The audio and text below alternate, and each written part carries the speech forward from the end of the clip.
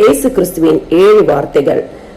2ஆம் வார்த்தை லூக்கா 23:42. இயேசு அவனை நோக்கி, இன்றைக்கு நீ என்னுடனே கூட பரதீசில் இருப்பாய் என்று மெய்யாகவே உனக்கு சொல்லுகிறேன் என்றார். கிறிஸ்துக்குள் பிரியமானவர்களே, இயேசு கிறிஸ்து சிலுவையில் தொங்கிக் கொண்டிருக்கும் பொழுது அவரின் இருபுறமும் 2 கல்வர்கள் சிலுவையில் அறையப்பட்டனர்.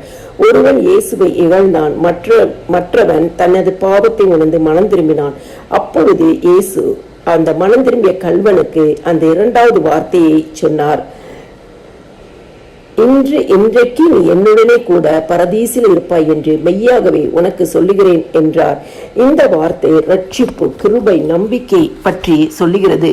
மனம் திரும்பும் ஒருவரை இயேசு நிராகரிப்பதே இல்லை. எந்த சூழ்நிலையா இருந்தாலும், எப்படிப்பட்ட சூழ்நிலையா இருந்தாலும், அந்த கடைசி நிமிஷத்துல மனம் திரும்பி வருகிறவர்களை ஆண்டவராகிய இயேசு கிறிஸ்து ஏற்றுக்கொள்கிறார்.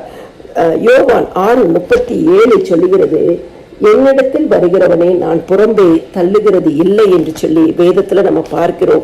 எந்த நிலையில் இருந்தாலும் ஆண்டவராகிய இயேசு கிறிஸ்துவை தேடி வரும் பொழுது ஆண்டவர் நிச்சயமாகவே மன்னிக்கிற தேவன், ரட்சிக்கிற தேவன், பாவமன்னிப்பாக மீட்பை கொடுக்கிற தேவன். இந்த நாளிலும் அந்த கல்வனுக்கு, அந்த சூழ்நிலையிலும் அந்த கல்வனுக்கு ஆண்டவராகிய இயேசு கிறிஸ்து அதுதான் தங்க ரட்சிப்பு கிருபையினால் கிடைக்கிறது. எபேசியர் 2வது அதிகாரத்துல 8-9 வசனத்தை பார்த்தால், கிருபையினாலே ரட்சிக்கப்பட்டோம். ரட்சிப்பு என்பது அது நம்மால் வருகிற காரியமே அல்ல. ஆண்டவராகிய இயேசு கிறிஸ்துவின் கிருபையினாலே விசுவாசத்தின் மூலம்தான் ரட்சிக்கப்பட்டாங்க, ரட்சிப்பு உண்டாகிறது. இந்த கல்வாரி சிலுவையில அந்த கல்வன் இயேசு கிறிஸ்துவை விசுவாசித்தான். அவன் இயேசு கிறிஸ்துவை நம்பினான். இயேசு கிறிஸ்துவின் பாவத்தை மன்னிப்பார் என்று நம்பினான். அதனாலதான் அவனுக்கு அந்த நேரத்துல கிருபையினாலே விசுவாசத்தின் மூலமாக ரட்சிப்பு அவனுக்கு உண்டாயிற்று.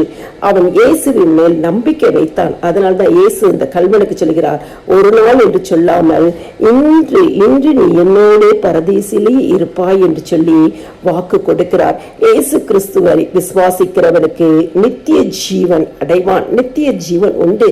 இந்த கல்வாரி சிலுவையில அந்த கல்வன் இயேசுவை விசுவாசித்தான், இயேசுவை நம்பினான், தன் பாவத்தை அறிக்கை செய்தான், தன் பாவத்தை உணர்ந்தான். இயேசு நிச்சயமாய் இயேசுவின் வழியாதான் நித்திய ஜீவன் உண்டு என்பதை அறிந்து கொண்டான். அதனாலதான் அவன் லூக்கா 23:42 இயேசுவை நோக்கி சொல்கிறார், ஆண்டவரே, நீர் உம்முடைய ராஜ்யத்தில் வரும்போது அடியேனை நினைத்தருளும். தன்னை தாழ்த்தினான். கர்த்தராகிய இயேசு கிறிஸ்து இதையெல்லாம் பார்த்தார். அவர் எதையுமே கேட்கல. அந்த நேரத்துல கல்வனுக்கு ரட்சிப்பை கொடுத்தார், சமாதானத்தை கொடுத்தார், நித்திய ஜீவனை கொடுத்தார்.